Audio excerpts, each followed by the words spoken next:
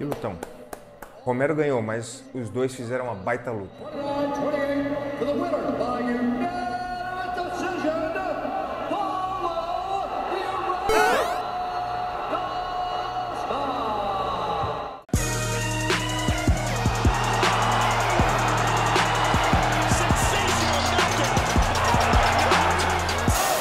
Muita gente acha que quem levou essa luta foi o cubano Yoel Romero. Inclusive eu achei que ele levou essa luta por muito pouco, mas que ele levou. E aí eu poderia colocar nessa análise aqui os motivos porque eu acho que ele levou essa luta. Em vez disso, eu vou analisar aqui o que o cubano poderia ter feito para estabelecer a vitória na cabeça dos juízes. Antes de começar essa análise, eu quero que vocês já marquem no calendário dia 31 de agosto, madrugada de sexta para sábado, quando a nossa brasileira e campeã do peso palha, Jéssica Andrade, vai fazer a primeira defesa de título. E a desafiante é a chinesa Yao Jiang, que é a maior esperança da China para tentar roubar esse título brasileiro. Então não perca, dia 31 de agosto, madrugada de sexta para sábado. Bora para análise. Claro que antes de mais nada é muito importante a gente destacar a grande luta que fez o Paulo Borrachinha.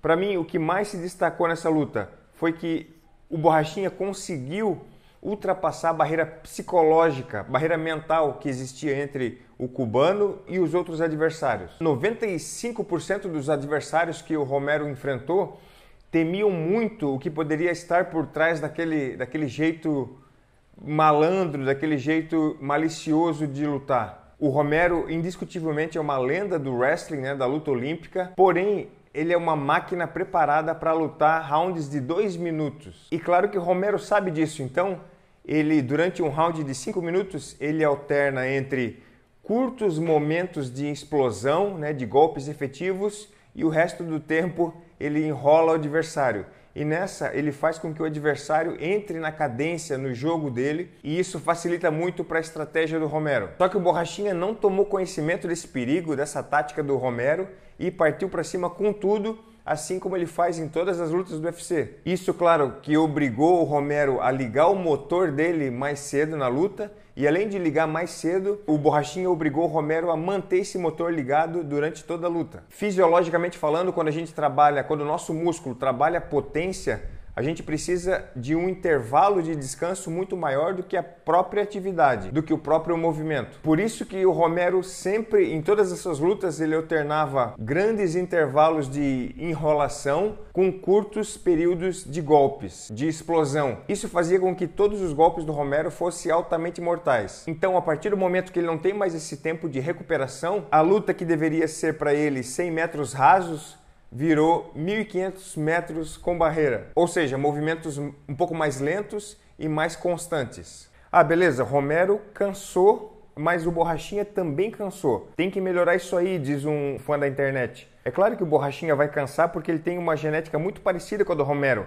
A diferença entre eles é que o brasileiro não economiza nem um minuto, ele vai para dentro, vai para cima desde o começo da luta. O Romero e o Borrachinha podem treinar 1000 anos, que com certeza nesse tipo de luta eles sempre vão cansar, porque essa é a genética deles.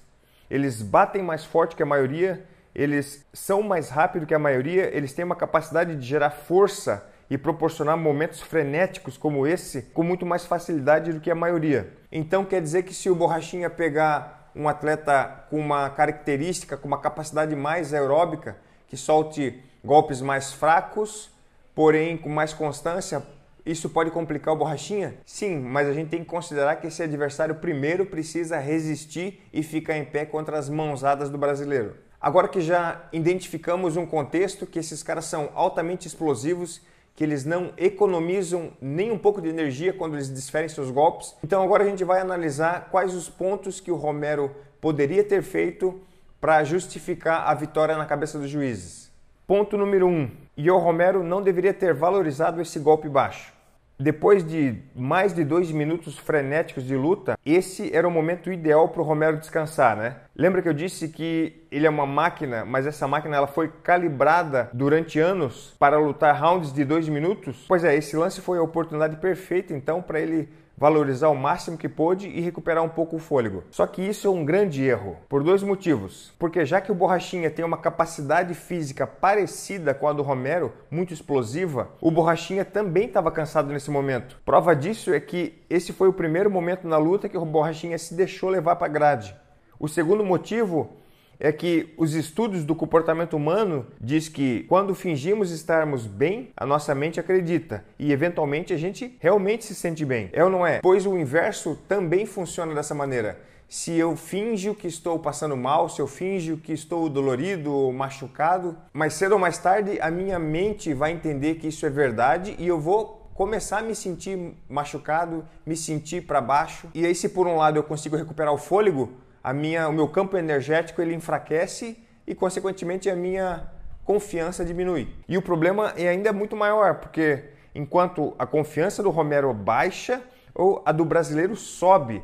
Porque é o seguinte, se durante uma luta eu acertei sem querer um golpe baixo no meu adversário, eu sei se realmente esse golpe pegou, eu sei se ele está fazendo cena ou não, e eu sei que se ele estiver fazendo cena é porque ou ele está cansado, ou ele está com a confiança baixa, ou ele está mentalmente derrotado e esse intervalo é apenas uma maneira de prolongar essa luta, adiar um pouco mais essa derrota. Então, independente de qual motivo o meu adversário valorizou esse tempo, isso só me enche de confiança para continuar fazendo o que eu estou fazendo. Segundo ponto, o Romero deveria ter aproveitado todos os momentos que o Borrachinha estava de costas na grades. Deveria ter capitalizado isso, deveria ter golpeado o Borrachinha contra as grades ou trabalhado o clinch, que com certeza ele é muito bom nisso.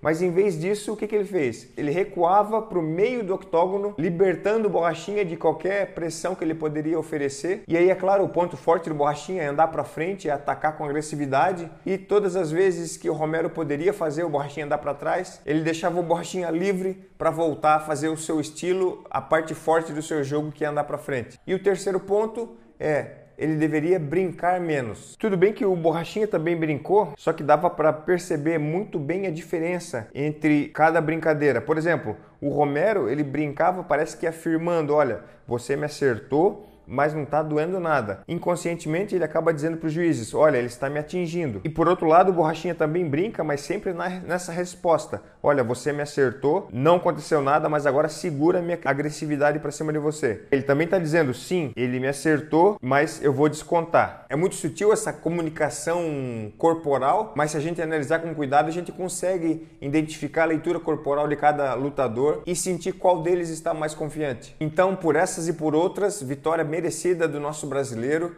que logo vai estar disputando o cinturão e trazendo essa cinta para o Brasil. O MMA com certeza é um dos esportes que mais demanda fisicamente e mentalmente de um ser humano, por isso que é tão imprevisível, por isso que é cheio de detalhes e por isso que é tão lindo. E olha, as análises do UFC 241 não precisam parar por aqui, mas só depende de você. Você aí. Se esse vídeo chegar a 1000 comentários e a 10.000 likes, quarta-feira vai ter a análise do nocaute que Stipe Miocic deu em cima de Daniel Cormier. Eu sei que é um número audacioso, mas se vocês estão gostando desse quadro, se vocês estão curtindo meu trabalho aqui, então mete a porrada nesse like, comenta aí se vocês acharam que realmente o Borrachinha ganhou ou se o Romero merecia a vitória. 10.000 likes e 1000 comentários, se não, nada feito.